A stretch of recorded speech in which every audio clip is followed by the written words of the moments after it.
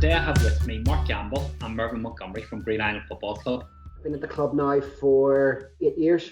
I absolutely love it. Currently I'm head of youth development and player coach for the senior phase, so I encompass a few different roles. I suppose like any other club, any other grassroots club, a variety of roles coming under my remit. So primarily I'm tasked with development of players aged 11 to 16 in the youth phase, and that includes obviously the holistic development of players, just not on the pitch but off the pitch as well.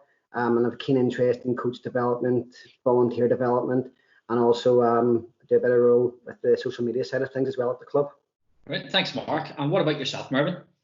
Hi, my name is Mervyn Montgomery. I'm on the committee at Greenisland Football Club. I was tended in recent years to concentrate on that side of things, but I have been involved in coaching for many years. In fact, I was founder member of the club and took the first team and so on. So, but as I say, the last few years it's mostly been on trying to push us forward in terms of facilities and so on. Just looking at participation today, gents. So what playing opportunities does the club currently provide? We currently have about 400 players and about 100 coaches and volunteers throughout the club, and that's split across 4 sections. We have also now recently announced that we're starting our over 35s Titans, Greenisland Titans. So all in all, with about 30 teams, and the participations for males and females, both with and without a disability, and that's age from 5 to 50. So we've got a wide range of opportunities for participation across all age ranges and for all different types of people. That's brilliant.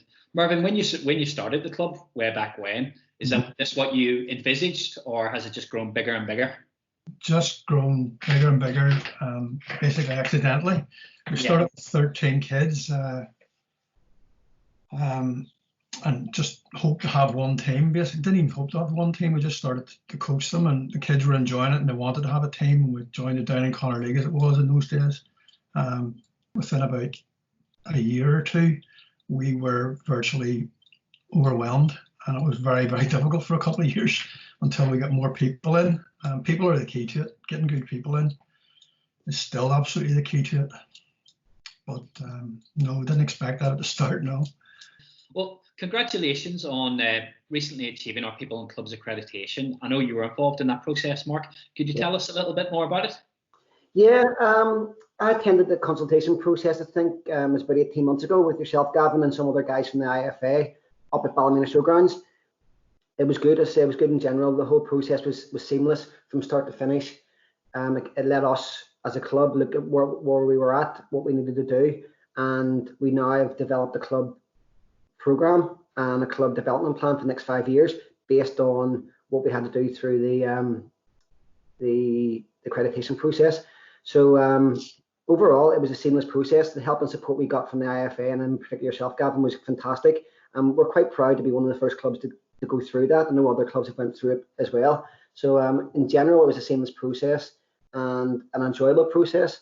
So thanks to yourself, and it's taken us to the next level in terms of our club governance, and it just makes sure that we know we're doing the right things at the right time in the right way. Why are players staying with you after they finish playing, then now coaching as well? What do you think the secret is? The secret, if there is a secret, no secret as such. They just like it. Yeah. You know, we've got to make the place to be in such a way that people like being there, because they're volunteering their time and giving up free time, and it's got to be a nice place to be. It's probably the wrong word, but it's competitive, but it's still nice, if you know what I mean. People enjoy being there. Yeah. Positive environment. They believe in what the club's trying to do. In other words, we try and do our best at everything we do. We're not be perfect or better than anybody else, but we do set out to set ourselves high standards and continually improve what we do. So what would you say to young people who are thinking about finishing playing and then getting into volunteering?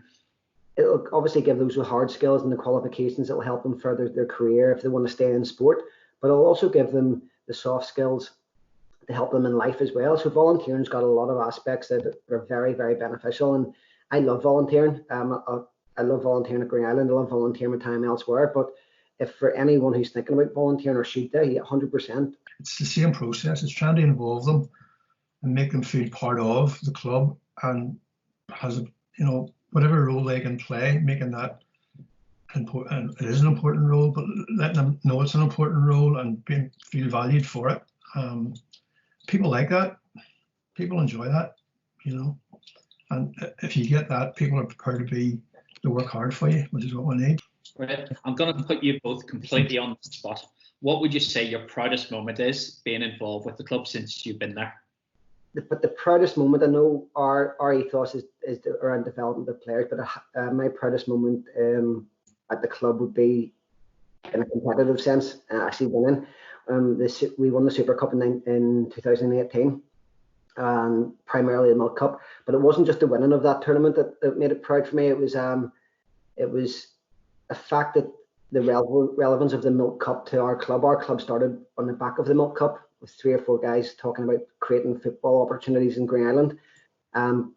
So going to that tournament and creating our own memories from that tournament was a proud moment. I struggle to just pick one, but I'm proud of the fact that just the number of kids we have put through Greenisland Football Club who have enjoyed it and enjoyed their experience over their years at the club. And not just the ones who, obviously the Greenisland Football Club produced a number of very good football players who went on to play professionally, but the number of kids who come to me and said, Mervyn, I loved that. Yeah. It's the best time of my life and stuff like that there, that there gives me a kick. And recently it's been the facilities, the facilities and the development of the club and the new coaches, new people coming through. Because us oldies are kind of stepping back, and people like Marc, and there's other people as well as Marc who do an awful lot of good work, and it's in safe hands. You can see that. But I suppose recently it's been that development of facilities and the new coaches, new blood coming on board. It's great. But enjoy the rest of your day. Okay, thank you very much. Thanks very much, gents. Cheers. Cheers. Bye. See you, Mervyn. See you, Marc.